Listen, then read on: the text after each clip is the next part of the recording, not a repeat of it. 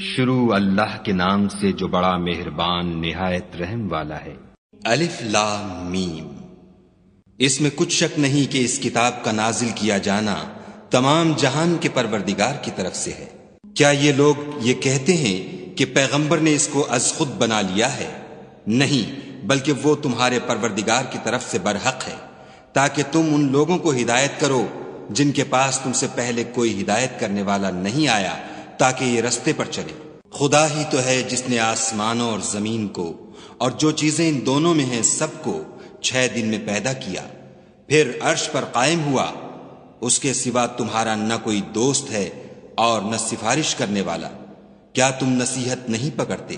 وہی آسمان سے زمین تک کے ہر کام کا انتظام کرتا ہے، پھر وہ ایک روز جس کی مقدار تمہارے شمار کے مطابق 1000 برس ہوگی، اس کی طرف صعود اور رجوع کرے گا۔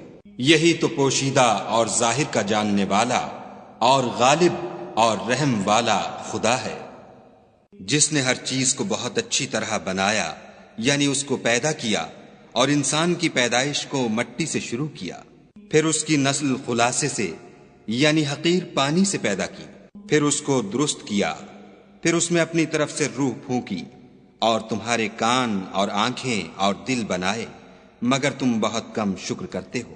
اور کہنے لگے کہ جب ہم زمین میں ملیا میٹ ہو جائیں گے تو کیا از سر نو پیدا ہوں گے؟ حقیقت یہ ہے کہ یہ لوگ اپنے پروردگار کے سامنے جانے ہی کے قائل نہیں۔ کہہ دو کہ موت کا فرشتہ جو تم پر مقرر کیا گیا ہے تمہاری روحیں قبض کر لیتا ہے، پھر تم اپنے پروردگار کی طرف لوٹائے جاؤ گے، اور تم تعجب کرو جب دیکھو کہ گناہ گار اپنے پروردگار کے سامنے سر جھکائے ہوں گے اور کہیں گے کہ اے ہمارے پروردگار، ہم نے دیکھ لیا اور سن لیا، تو ہم کو دنیا میں واپس بھیج دے کہ نیک عمل کریں، بے شک ہم یقین کرنے والے ہیں۔ اور اگر ہم چاہتے تو ہر شخص کو ہدایت دے دیتے، لیکن میری طرف سے یہ بات قرار پا چکی ہے کہ میں دوزخ کو جنوں اور انسانوں سب سے بھر دوں گا۔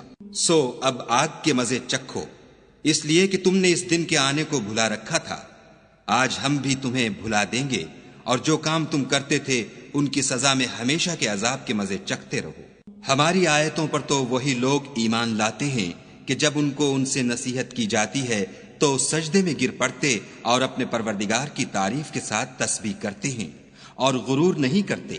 ان کے پہلو بچھونوں سے الگ رہتے ہیں، اور وہ اپنے پروردگار کو خوف اور امید سے پکارتے، اور جو مال ہم نے ان کو دیا ہے اس میں سے خرچ کرتے ہیں۔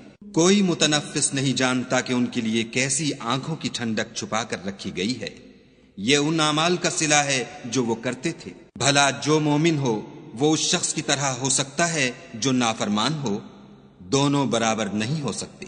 جو لوگ ایمان لائے اور نیک عمل کرتے رہے ان کے رہنے کے لیے باغ ہیں، یہ مہمانی ان کاموں کی جزا ہے جو وہ کرتے تھے۔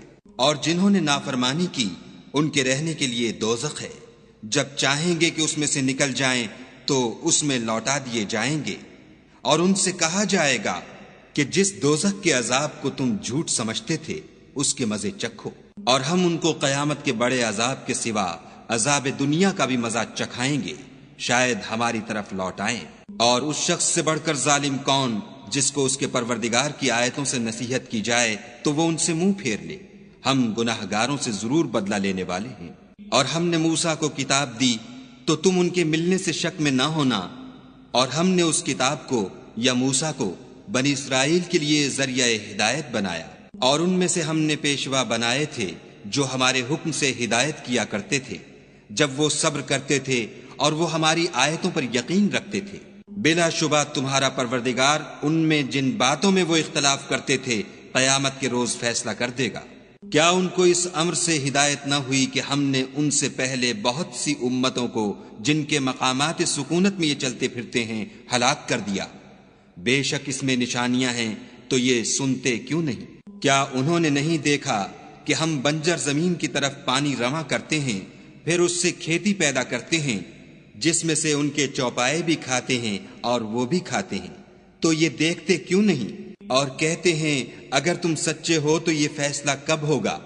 کہہ دو کہ فیصلے کے دن کافروں کو ان کا ایمان لانا کچھ بھی فائدہ نہ دے گا اور نہ ان کو مہلت دی جائے گی، تو ان سے منہ پھیر لو اور انتظار کرو، یہ بھی انتظار کر رہے ہیں۔